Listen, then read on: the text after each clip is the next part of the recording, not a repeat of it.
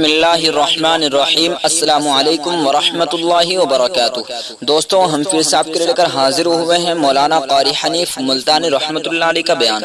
اللہ تعالی حضرت کی مغفرت فرمائے۔ دوستوں، بیان کو مکمل سنے گا آخر تک، چلے دیر نہ کرتے ہوئے بیان کو شروع کر لیتے ہیں۔ اللہ کے نیک برگزیدہ بندے، مقبول ترین بندے، اللہ والے، اللہ کے ولی، بزرگان دین رحمہم اللہ علیہ مجمعین کے واقعات اور مختصر سے حالات اس نیت سے عرض کر رہا تھا کہ ہمیں بھی اپنے گریبان میں جھانکنے کا موقع ملے، ہم لوگ بھی یہ سوچیں کہ یہ اللہ والے تھے، پیٹ بھی تھا، نفس بھی تھا، بیوی بھی تھی، بچے بھی تھے، پیاس بھی لگتی تھی، بھوک بھی لگتی تھی، کپڑا بھی درکار تھا، سردی گرمی بھی آتی تھی، ان لوگوں نے اللہ کی رضا کیسے حاصل کی؟ نیت میری کسی کی تردید مقصود نہیں، سمجھانے کے لیے کہتا ہوں، جیسے سڑک پہ پیدل آدمی چل رہا ہو اور پاس سے کار گزرتی ہے تو دل میں خیال آتا ہے کہ میرے پاس بھی کار ہوتی۔ ان اللہ کے نیک بندوں کو دیکھ کر میں اور آپ کیوں نہیں سوچتے کہ میں بھی اللہ کا نیک بندہ بن جاتا؟ کوٹھی بنگلہ دیکھ کر، لمبا چوڑا کاروبار کارخانہ دیکھ کر آدمی کے دل میں آتا ہے، یارو یہ کارخانے دار ہے، میں اس کا مزدور ہوں۔ تیرے دل میں یہ بات کیوں نہیں آتی کہ میں نماز بھی نہیں پڑھتا اور فلانا ساری رات سویا ہی نہیں؟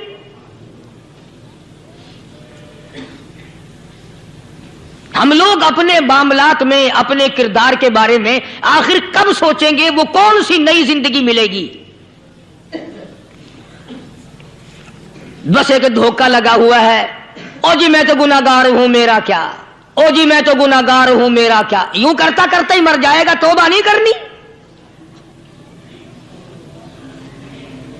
کوئی آدمی پلیت ہو اور وہ یہ کہتا رہے، او یار میں تو پلیت ہوں، یار میں تو ناپاک ہوں، میرا کیا، میں تو ناپاک ہوں۔ اللہ کے بندے، پانی کے پاس جا، غسل کر، پھر ہی تو پاک بنے گا۔ اپنے آپ کو پلیت پلیت کہتا رہے، یوں تو پاک نہیں بنے گا۔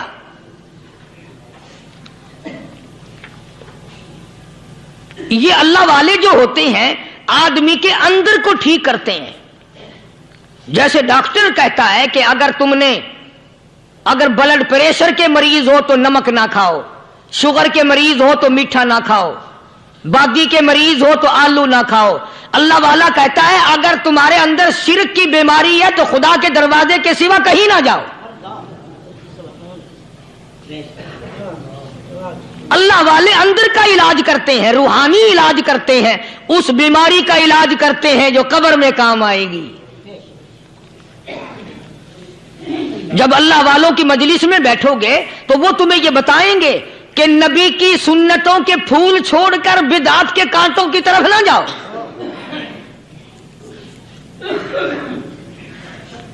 اور ہدایت ہے محمد کریم صلی اللہ علیہ وسلم کی، سبحان اللہ۔ وہ جوان کتنا خوش نصیب ہوگا جو حضور کے ساتھ سواری پہ سوار ہے۔ اللہ اکبر۔ سیدنا معاذ بن جبل رضی اللہ تعالیٰ عنہ کی ذات اقدس ہے، جس سواری پہ محمد عربی صلی اللہ تعالی علیہ وسلم سوار ہیں، اسی سواری پہ صحابی بھی سوار ہے، آپ کے پیچھے سوار ہے۔ آپ نے 3 مرتبہ ارشاد فرمایا، یا معاذ، وہ کتنا مقدروں والا جوان ہوگا جس کا نام آقا کے پیارے پیارے منہ سے نکلا۔ فرمایا یا معاذ، او معاذ، عرض کیا لبیک و سعدیک، میرے آقا میں حاضر ہوں، میں غلامی میں حاضر ہوں۔ کچھ نہیں فرمایا۔ پھر دوسری مرتبہ ارشاد ہوا، یا معاذ،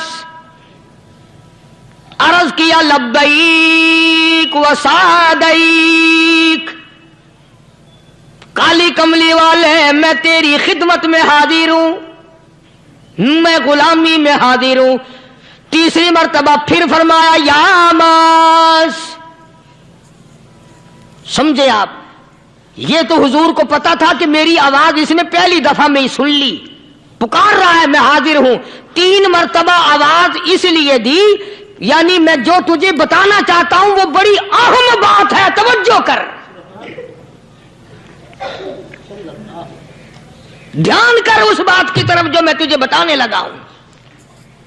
تیسری مرتبہ ارشاد ہوا یا معاذ، عرض کیا لبیک و سعدیک، میرے آقا میں حاضر ہوں، غلامی میں حاضر ہوں. ارشاد فرمایا یا معاذ لا تشرک باللہ، او ماضی مجھ سے ارشاد سن لے، مجھ سے پیغام سن لے، میں محمد کریم صلی اللہ تعالی علیہ وسلم تجھے بڑی پتے کی بات بتانے لگا ہوں، گر کی بات بتانے لگا ہوں، کوئی حقیقت کی بات بتانے لگا ہوں. لا تشرک باللہ، او میرے جمال میرے صحابی، او معاذ اللہ کی ذات میں اللہ کی صفات میں کسی کو شریک نہ ٹھہرانا.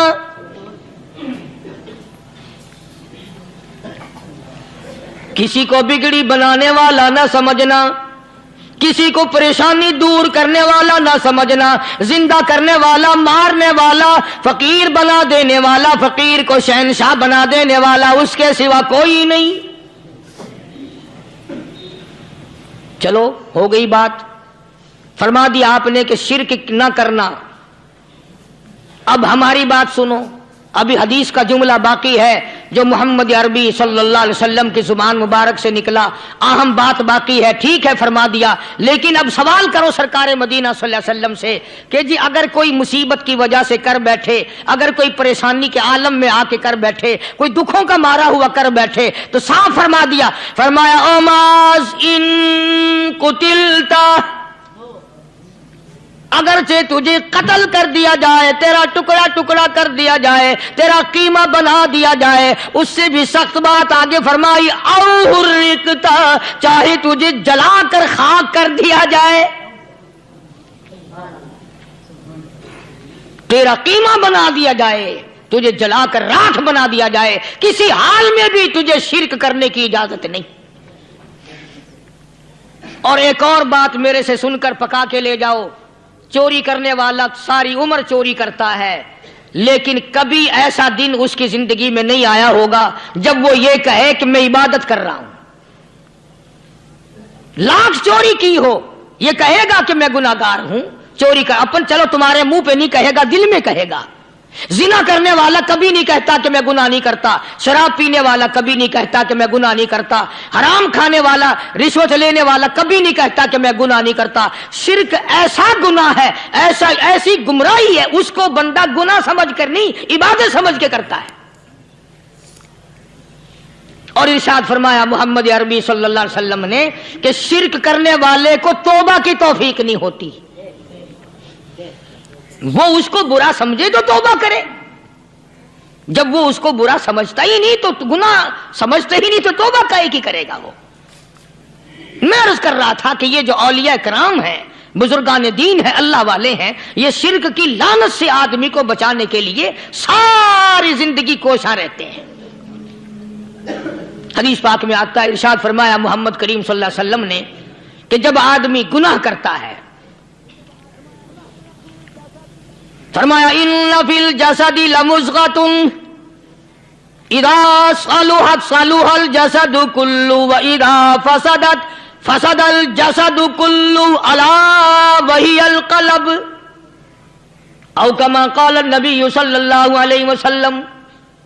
ارشاد فرمایا آدمی کے بدن میں ایک گوشت کا ٹکڑا ایسا ہے کہ جب وہ ٹھیک ہو جائے تو سارا بدن ٹھیک ہو جاتا ہے، جب وہ بگڑ جائے تو سارے بدن کا نظام بگڑ جاتا ہے.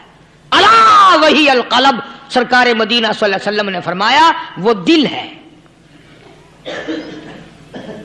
دل آدمی کا سنور جائے تو سارا کچھ سنور گیا، دل بگڑ گیا تو سب کچھ بگڑ گیا. ریاکاری دل سے پیدا ہوتی ہے، تکبر دیکھنے میں نہیں آتا، دل میں پیدا ہوتا ہے، فخر دل میں پیدا ہوتا ہے، عجب اور خودبینی دل میں پیدا ہوتی ہے. آقا مدنی صلی اللہ علیہ وسلم نے فرمایا کہ آدمی کا دل جو ہے وہ سفید ہوتا ہے، بالکل سفید ہوتا ہے۔ جب بندہ گناہ کرتا ہے تو ایک چھوٹا سا سیاہ کالا نقطہ اس کے دل پہ لگ جاتا ہے، پھر دوسرا گناہ کرتا ہے، پھر دوسرا نقطہ لگ جاتا ہے، پھر تیسرا گناہ کرتا ہے، پھر تیسرا نقطہ دل پہ لگ جاتا ہے، حتیٰ کہ اس کا دل سارا کالا ہو جاتا ہے۔ اور جب سارا دل کالا ہو جاتا ہے تو اس کے دل کے اندر پھر حق سمجھنے کی گنجائش نہیں رہتی، پھر وہ اتنا بگڑتا ہے کہ خلاف شرع کام کو وہ عبادت کہتا ہے، پھر وہ ڈھول دھماکے کو عبادت کہتا ہے، پھر وہ چمٹا کھڑکانے کو عبادت کہتا ہے، پھر وہ نشہ کرنے کو عبادت کہتا ہے، پھر وہ نماز نہ پڑھنے کو عبادت کہتا ہے، پھر وہ قرآن کے قریب نہ آنے کو عبادت کہتا ہے۔ حالانکہ بزرگوں کا یہ طریقہ کار نہیں۔ سائیں توکل شاہ صاحب سب کا جو رحمت اللہ علیہ، امبالے شہر میں مزار ہے، حضرت کے واقعات میں لکھا ہے کہ جب کوئی عالم، جب کوئی قاری، جب کوئی بزرگ قرآن پڑھتا یا کچھ بیان کرتا، اگر قرآن پڑھتا غلطی کرتا، ہاں یہ بات سمجھ لو کہ سائیں شاہ صاحب جو تھے ان پڑھ تھے، عالم نہ تھے، پڑھے ہوئے نہیں تھے، لیکن اگر کوئی قرآن کی آیت غلط پڑھتا تو سائیں شاہ صاحب جو تھے وہ کہتے کہ تو نے غلطی کی ہے، اور اگر کوئی حضور کریم صلی اللہ علیہ وسلم کی حدیث پاک پڑھتا اس میں کوئی غلطی کر دیتا تو شاہ صاحب فرماتے کہ تو نے غلطی کی ہے۔ تو ایک دن مولویوں نے، عالموں نے، قاریوں نے مشورہ کر لیا اور کہنے لگے آؤ شاہ صاحب سے پوچھیں گے کہ ان کو یہ پڑھے ہوئے تو ہے نہیں، ان کو پتہ کیسے چلتا ہے، آیت غلط پڑھی گئی یا حدیث پاک غلط پڑھی گئی، ان کو پتہ کیسے چلتا ہے؟ تو اللہ والے کی خدمت میں پہنچے اور جا کے یہ سوال کر دیا، اللہ والے سے یہ سوال کر دیا۔ آپ سب سبحان اللہ کہو تو میں آگے جواب بتاؤں۔ اللہ اکبر، اللہ اکبر، کیا شان ہے اللہ والوں کی۔ فرمایا تم نہیں جانتے جب کوئی قاری قرآن صحیح پڑھتا ہے، عالم حدیث پاک صحیح بیان کرتا ہے، میں دیکھتا ہوں، میری آنکھوں کو نظر آتا ہے، اس کے سر سے لے کر آسمان تک نوری فرشتوں کی قطار بند جاتی ہے، اور جب وہ غلطی کرتا ہے تو وہ قطار ساری رخصت ہو جاتی ہے، وہ قطار ساری چھٹی کر جاتی ہے، میں سمجھ جاتا ہوں کہ کوئی غلطی ہوئی ہے۔ یہ ہے اللہ والوں کی باتیں جو ہم لوگوں کے کام آنے والی ہیں، جو ہمارے سوچ و بچار کی ہیں، جو ہمارے کرنے کی ہیں، کہ کتنے دن ان حضرات کو فاقے کرنے پڑے، مصیبت جھیلنی پڑی، پریشانی اٹھانی پڑی تو پرواہ ہی نہیں کرتے تھے۔ مخلوق سے سوال کرنا ان حضرات کے یہاں بہت بری بات تھی۔ بلکہ نفحۃ الیمن ایک عربی کورس کی کتاب ہے، درس میں پڑھائی جاتی ہے عربی مدرسوں میں۔ ہم نے جب سبق پڑھتے تھے تو ایک واقعہ پڑھا تھا کہ کسی پہاڑ کی غار میں ایک اللہ والا رہتا تھا اور اللہ اللہ کرتا تھا، ہر وقت اللہ کی طرف سے کھانا آ جاتا تھا اور وہ کھا لیا کرتا تھا۔ تو خدا امتحان بھی کرتا ہے، آزمائش بھی کرتا ہے، دعا کیا کرو اللہ ہماری آزمائش نہ فرمائے، ہم لوگ آزمائش کے قابل کہاں ہیں۔ تو اللہ پاک نے جب اس اللہ والے کی آزمائش فرمائی تو 3 دن تک کھانا نہ آیا، 3 روز تک کھانا نہیں آیا۔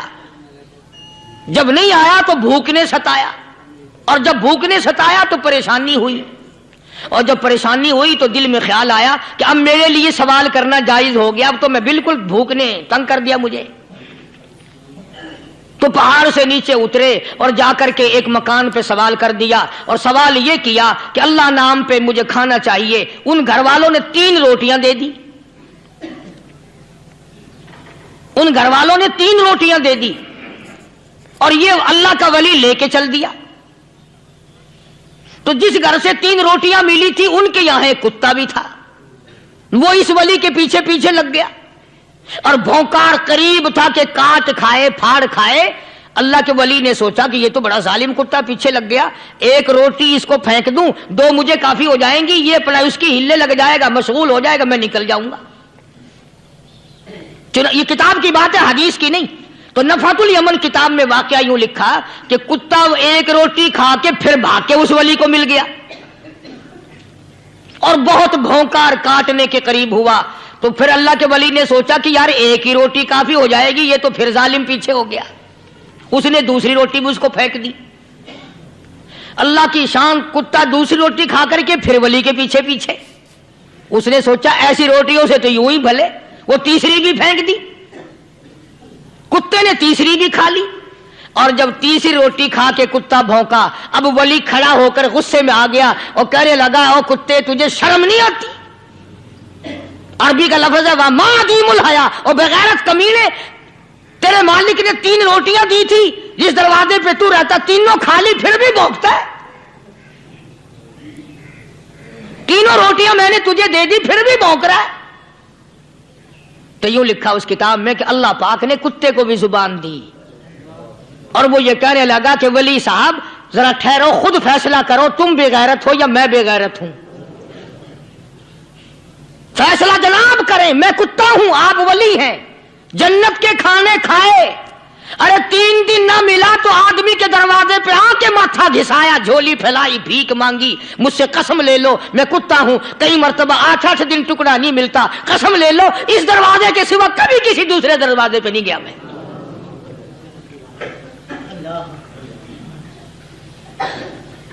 تجربہ کر لو، 3 دن کتے کو ٹکڑا ڈالو، چوتھے دن دم ہلا کر تمہارے پاؤں میں لٹے گا۔ ساری عمر گزر گئی اس مالک کا دیا ہوا کھاتے ہوئے پیتے ہوئے، آج بھی تجھے اس مالک کا دروازہ سمجھ نہیں آیا۔ پانی وہ پلاتا ہے والذی ہوا یطعمنی ویسقین وَإِذَا مَرِضْتُ فَهُوَ يَشْفِينِ،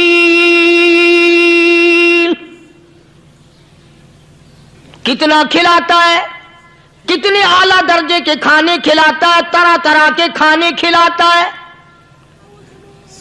پالا اس نے، سنبھالا اس نے، زندگی اس نے دی، اولاد اس نے دی، خوبصورت بیوی اس نے دی، گھر آباد اس نے کیا، تھوڑی سی پریشانی آ گئی، اب جا کے قبر کے سامنے جھکا کھڑا ہے، اس مالک سے میرا کام نہیں چلا، اور 4 گز زمین میں پڑنے والے، تو میری حاجت روائی کر دے۔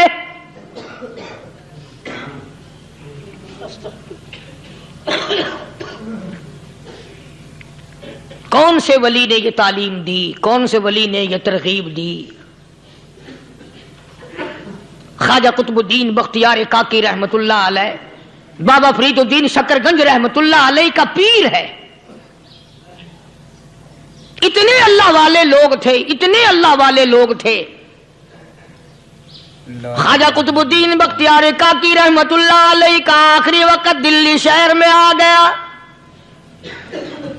نہ دولت تھی، نہ کوٹھی تھی، نہ بنگلہ تھا، فقیری، ہائے ہائے، عجیب بادشاہت ہوتی ہے ان لوگوں کی، بادشاہ ان کے دروازوں پہ آیا کرتے تھے۔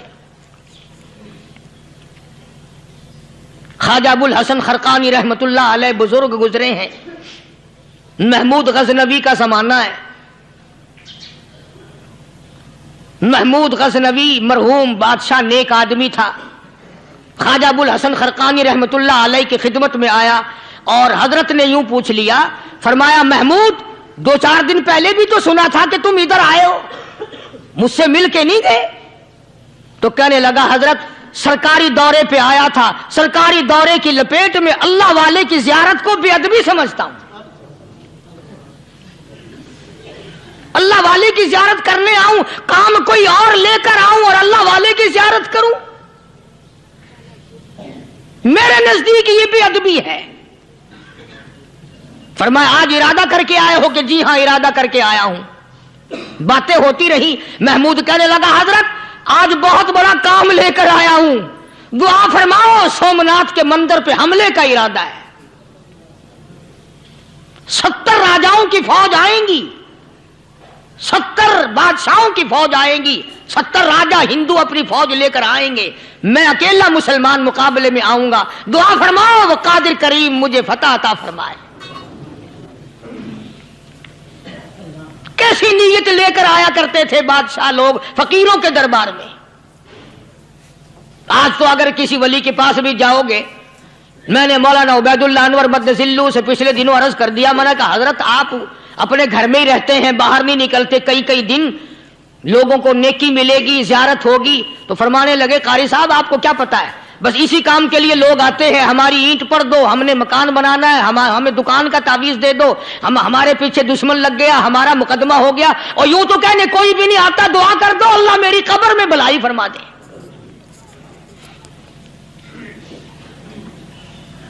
तो महमूद गजनवी ने ख्वाजा अबुल हसन खरकानी से दरखास्त की कि आप दुआ फरमाएं।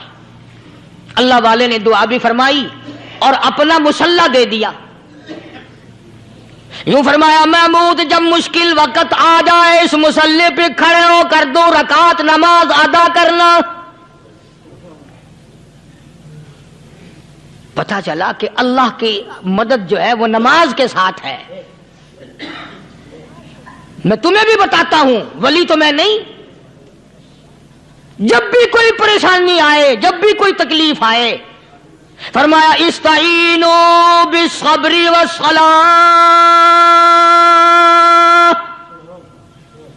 नमाज पढ़ो इंशाअल्लाह आसानी होगी। सब्र कर, नमाज पढ़, इन्नल्लाह मस्साबिरीन,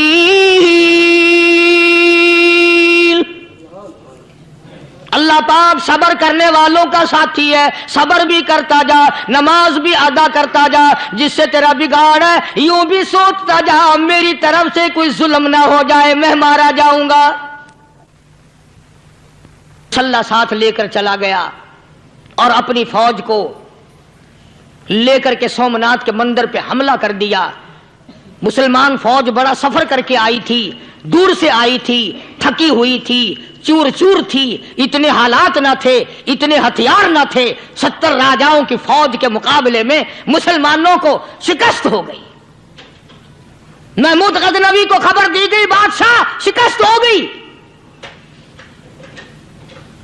महमूद ने 2 रकात नमाज अदा की। और यह भी बता दूं, अल्लाह वालों का इतना अदब किया महमूद गजनवी ने कि उस मुसल्ले पे खड़े होकर नमाज नहीं पढ़ी, उसको सर के ऊपर रख के नमाज पढ़ी। मुसल्ला अल्लाह वाले का सर पे रख लिया और नमाज पढ़ी खुदा के हुजूर में, और फिर सर सजदे में रख दिया। ओ मेरे परवरदिगार बेनियाज खालिक व मालिक, मैं गुनाहगार सही, मैं स्याकार सही, मैं तेरा बंदा हूं। ओ मेरे मौला मुकाबला कुफर से है, हक परस्तों की न की तूने गर दिल जोई नहीं, ताना देंगे बुत के मुस्लिम का खुदा कोई नहीं।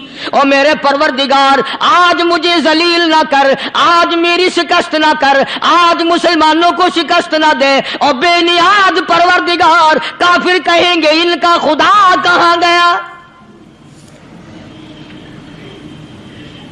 बस महमूद गजनवी ने अल्लाह के हुजूर में नमाज अदा की और दामन फैलाया और सर सजदे में रखा। वो इत्तला मिली कि शिकस्त फतह में बदल गई। चुनाचे जुमे का खुतबा महमूद गजनवी ने सोमनाथ के मंदिर के अंदर दिया।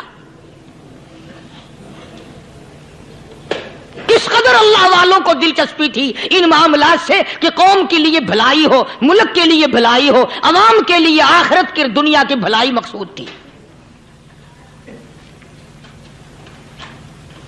ख्वाजा कुतुबुद्दीन बख्तियार काकी रहमतुल्लाह अलैह दिल्ली शहर में रहते हैं। बादशाहों का जमाना है। अल्लाह अल्लाह क्या अजीब लोग थे।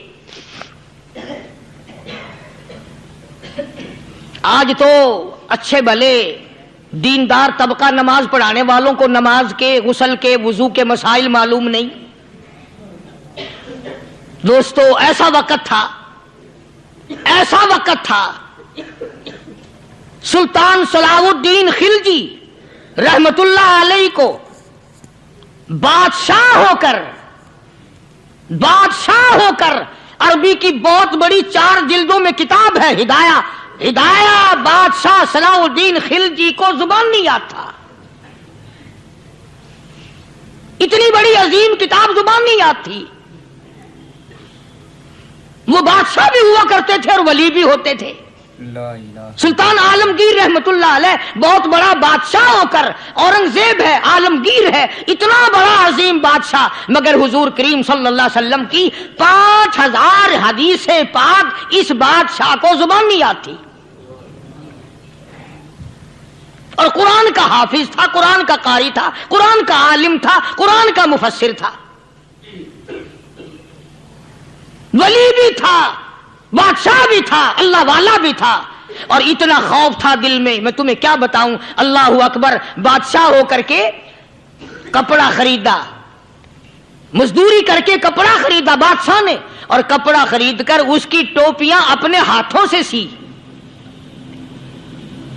عالمگیر رحمت اللہ علیہ نے اس کی ٹوپیاں اپنے ہاتھوں سے سی اور چاندنی چوک دلی میں کھڑے ہو کر فروخت کی، بیچی. 6-7 روپے جمع کر کے ایک تھیلی میں بند کر کے اوپر لکھا عالمگیر کا کفن ان پیسوں سے خریدا جائے.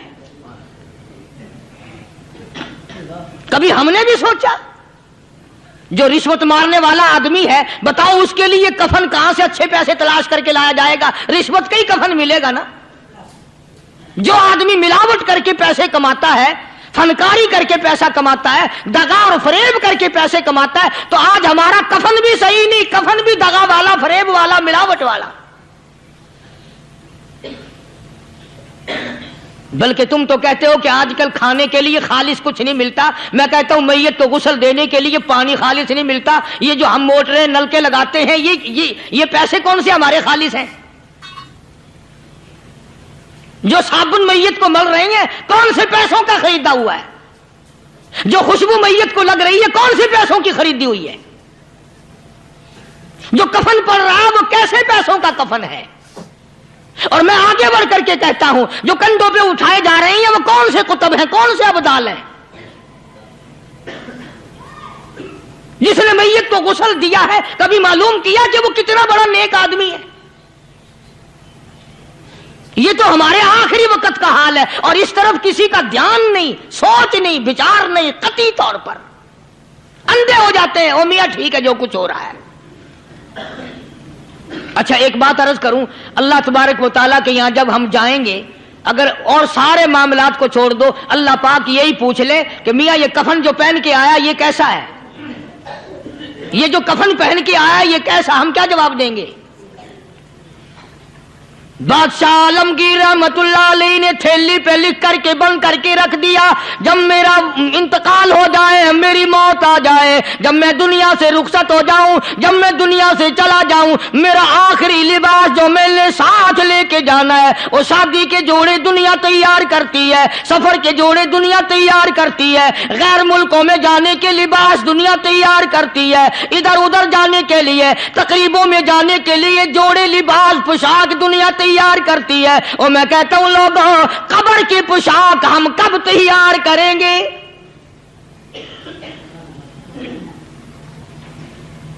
عالمگیر رحمت اللہ علیہ نے خود اپنے کفن کا انتظام کر کے رکھ دیا. ہمارے گھروں میں تو اگر کفن کا ذکر کرو تو گھر والے بھی منہ بنائیں گے، چھوڑو تم نے کفن کی باتیں بنانی شروع کر دی ابھی سے ہی. اور ایک اور عرض کروں، کفن بھی مقدر والوں کو ملتا، کئیوں کو ملتا ہی نہیں. کفن نہیں ملتا، قبر نہیں ملتی، نماز جنازہ نہیں ملتی، غسل نصیب نہیں ہوتا. مقدری سودے ہیں، نہ یہ دولت سے بات بنتی ہے، اور نہ یہ اقتدار سے بات بنتی ہے، اور نہ یہ سرمایہ سے بات بنتی ہے. یہ تو تقدیروں کے مسئلے ہیں جو مالک نے اپنے ہاتھ میں رکھا ہے. جناب رسول کریم سب کہہ دو صلی اللہ علیہ وسلم کے سگے چچا، اللہ غنی جنگ احد ہے، امام امام الانبیاء محبوب کبریا حضرت محمد مصطفیٰ صلی اللہ تعالی علیہ وسلم کو خبر دی گئی آپ کی حالت بھی زخمی ہے، آپ کا چہرہ انور زخمی ہو گیا، آپ کے چہرے میں خود جو سر پہ اوڑھ رکھا تھا اس کے حلقے کڑیاں چہرے انور کے اندر چلی گئی، نکلتی نہیں، نکالنا چاہتے ہیں، نکلتی نہیں، نکالنے کی کوشش کرتے ہیں۔ ابو عبیدہ بن جراح رضی اللہ تعالیٰ عنہ نے دانتوں میں پکڑ کر وہ حلقہ زنجیر والا کھینچ لیا۔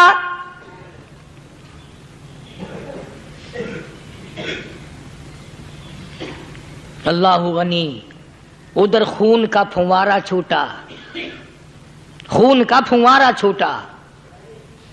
اللہ، عرش الہی سے آواز آئی، جبریل،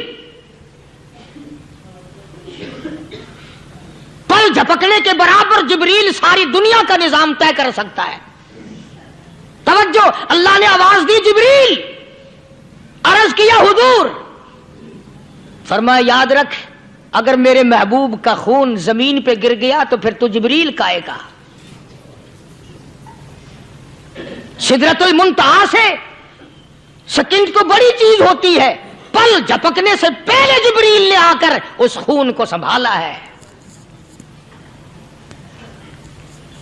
اتنی عظمت ہے سرکار مدینہ صلی اللہ علیہ وسلم کی، اللہ تبارک و تعالیٰ کے یہاں اور ہر پیغمبر کی۔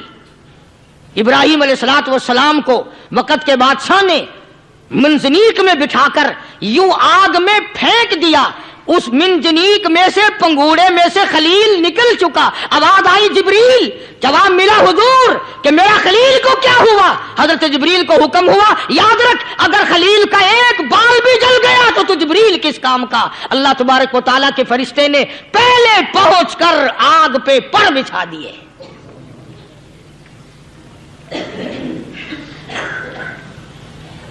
یوسف علیہ السلام کو بھائیوں نے کنویں میں پھینکا۔ اب بتاؤ، کنواں کوئی 100-200 گز یا 100-200 میل تو لمبا نہیں ہوتا۔ میں خالق کی بے نیازی تمہیں بتا رہا ہوں، اور اپنے پیغمبروں کی کس طرح حفاظت فرماتے ہیں، سبحان اللہ۔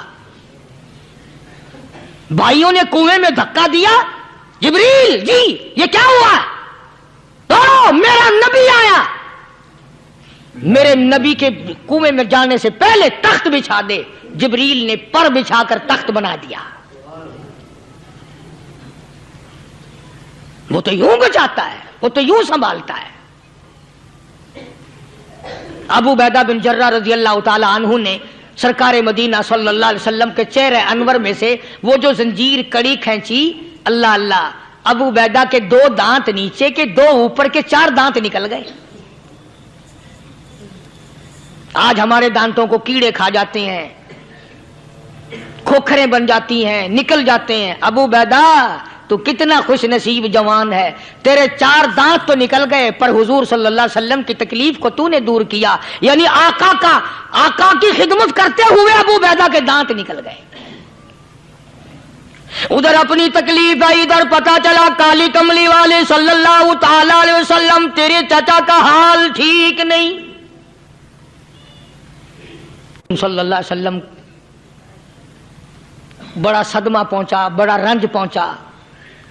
ایک بات کرتا ہوں، توجہ کر کے لکھ کے لے جاؤ، کام آئے گی، بیٹیوں کو بتاؤ، بہنوں کو بتاؤ۔ سرکار کی نظر پڑی، سرکار کی نظر پڑی حضرت صفیہ رضی اللہ تعالی عنہ، حضور کی بوا، حضور کی پھوپھی، حضرت زبیر رضی اللہ تعالی عنہ کی اماں، امیر حمزہ رضی اللہ تعالی عنہ کی بہن دوڑی دوڑی آتی ہے۔ پتا چلا نا مدینے میں کہ بھائی کا حال ٹھیک نہیں، شہید کر دیا گیا، عورت ذات دوڑی دوڑی آئی۔ حضور نے فرمایا زبیر کون عورت ہے، جا کے روکو، لاش کا حال ٹھیک نہیں، کپڑے پھاڑے گی، جزا فضا کرے گی، میں نے سنا ہے لاش کا حال ٹھیک نہیں ہے۔ حضرت زبیر نے آ کے روکا، قریب آ کر پہچان لیا، حضرت زبیر کی اماں تھی۔ انہوں نے کہا اماں اجازت نہیں، آگے نہ جاؤ۔ حضرت صفیہ عرب کی تکڑیم آئی، مارا غصہ زبیر کو، اوپر پھینک دیا، کہنے لگی ہاتھ ایک طرف، میں اپنے بھائی کو دیکھنے نہ جاؤں۔ زبیر کو تو مکہ مار کے پرے پھینک دیا۔ اور لوگوں توجہ کرو، غلام آپ بھی بنتے ہیں، غلام میں بھی بنتا ہوں، خدا کی قسم ٹائم پہ غلامی کا پتہ چلتا ہے۔ پھر زبیر کہنے لگا اماں حضور نے منع فرمایا، آگے نہ جا، حضور نے منع فرمایا۔ خدا کی قسم ذمہ داری سے کہتا ہوں، علماء نے لکھا ہے حضرت صفیہ نے جو پیر قدم آگے رکھنے کے لیے اٹھایا ہوا تھا وہ آگے نہیں رکھا، پیچھے ہٹ کے رکھا ہے، میرے نبی کے فرمان کے خلاف نہ ہو جائے، میرے نبی کے ارشاد کے خلاف نہ ہو جائے، اگر خلاف ہو گیا تو میں ماری جاؤں گی۔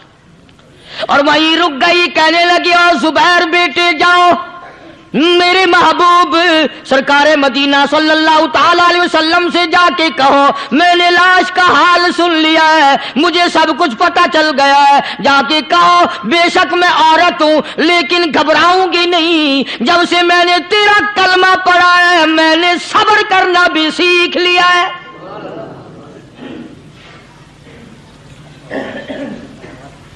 میں جدا فدا نہ کروں گی، میں کپڑے نہ پھاڑوں گی، میں رونا دھونا نہیں کروں گی۔ مدنی کریم صلی اللہ علیہ وسلم کو حضرت زبیر نے جا کے بتا دیا، میری اماں یوں کہتی ہے، فرمایا پھر بے شک اجازت ہے جائے۔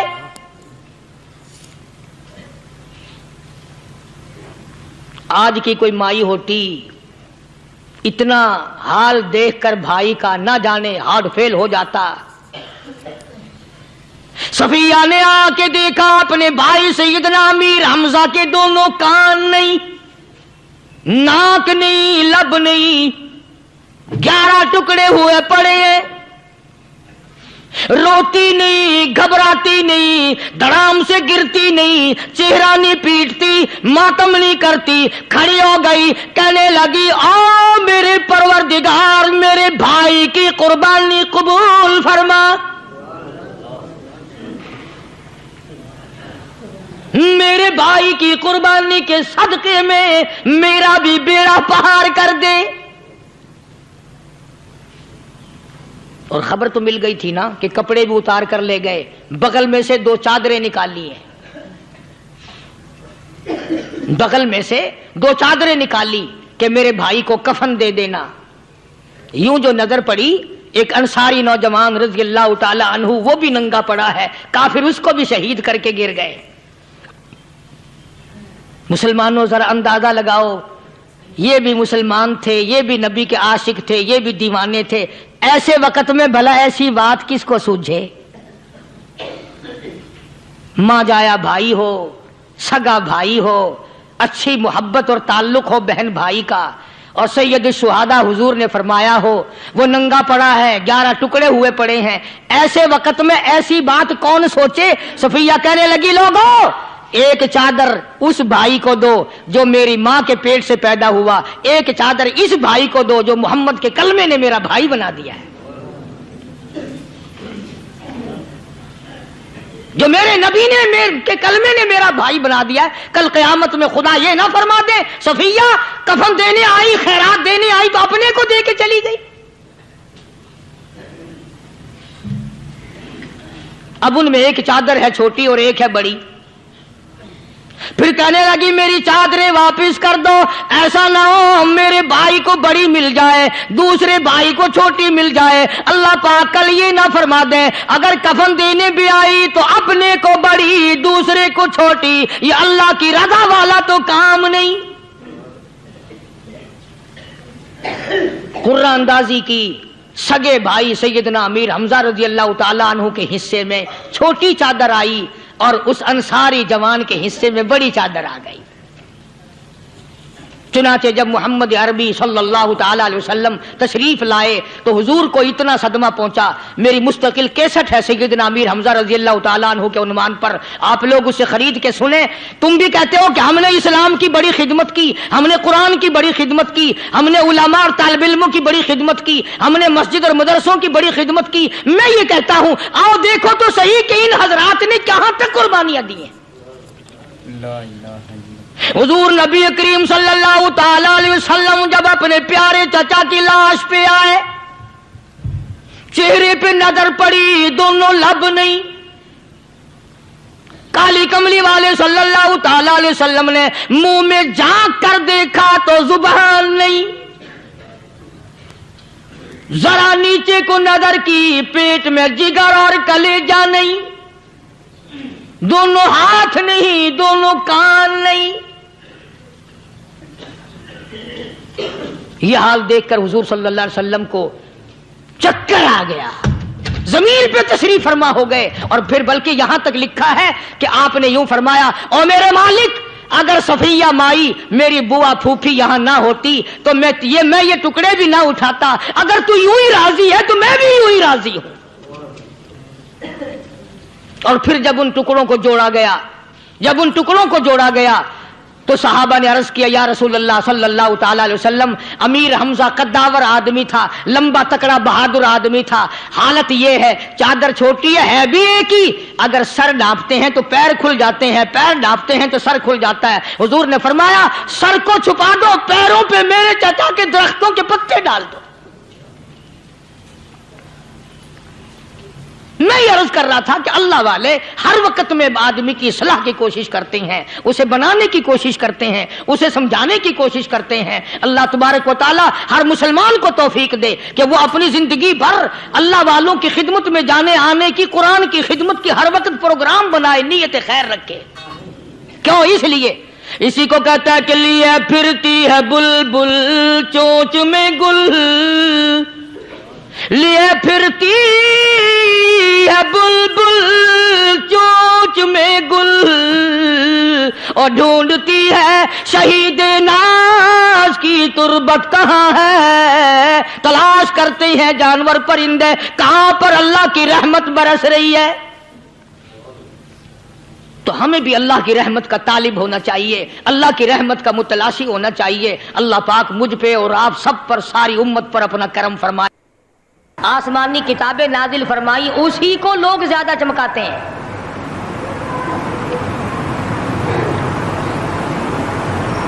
خدا اس بات کو گوارا ہی نہیں کرتا کہ میری طرف سے بغیر میرے اعلان کے کوئی ذرہ برابر اعلان کر سکے۔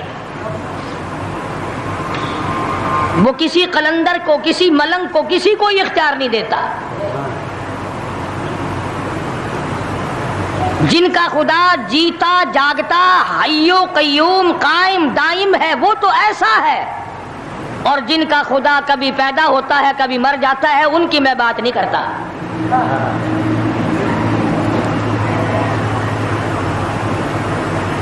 پروردگار عالم نے ایک طریقے کا سوال کر دیا، اگر تم میرے معاملات میں شریک کار بنتے ہو تو آؤ پھر ایک ناخون بنا کے دکھاؤ،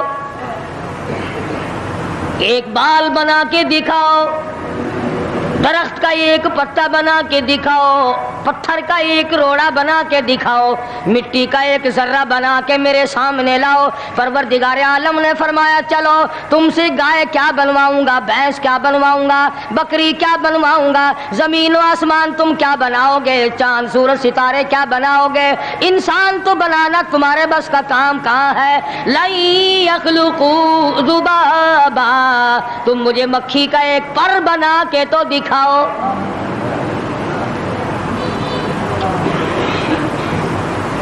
فرمایا جس کے دل میں توحید و ایمان یقین کی دولت جم جاتی ہے، وہ لوگ تو دنیا ہی میں ایمان کا مزہ چکھتے رہتے ہیں، ایمان کی لذت آتی ہے۔ صحابہ اکرام رضوان اللہ تعالی علیہ مجمعین کی جماعت نے دنیائی میں جنت کو دیکھا، جنت کی خوشبو سونگھی، کسی کو جنت کی ہوا لگی، کسی نے جنت کا نقشہ دیکھا، کسی کو جنت کا نظارہ کرا دیا گیا دنیائی میں۔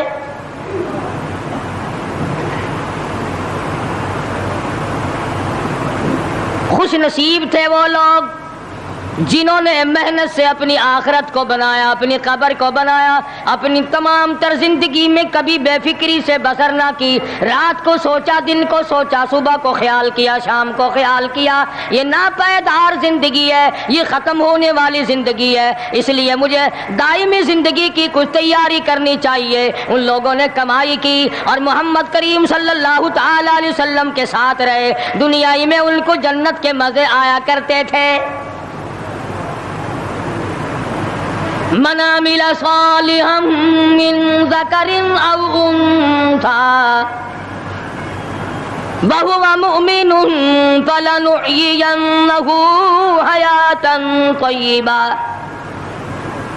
محنت کرنی پڑتی ہے، تکلیف اٹھانی پڑتی ہے، پریشانی جھیلنی پڑتی ہے، جب جا کر کچھ کام بنتا ہے، استقامت کے ساتھ کام بنتا ہے، جہاد فی سبیل اللہ کے ساتھ کام بنتا ہے، گردنیں کٹانے سے کام بنا کرتا ہے، اپنی جانوں کا قیمہ بنوانے سے کام بنا کرتا ہے، پھونک مارنے سے نہ کبھی کام بنا اور نہ آج بن سکتا ہے۔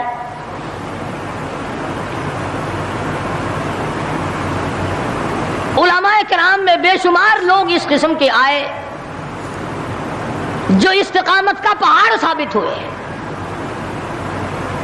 ان میں سے بعض نے یہ لکھا ہے کہ بعض مرتبہ کھانے میں ایسا مزہ آتا تھا جیسے جنت کے کھانے کا مزہ۔